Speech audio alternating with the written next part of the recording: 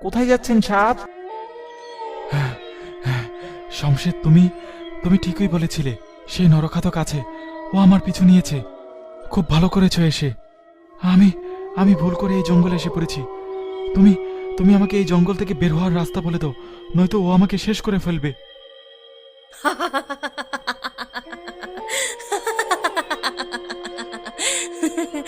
কে শেষ করে ফেলবে সব? ওই আদমখোর?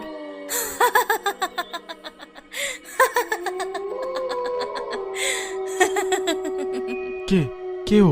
একেই তো আমি অন্ধকারে জঙ্গলে কাঁদতে কাঁদতে ঘুরে বেড়াতে দেখেছিলাম। কে আমরা?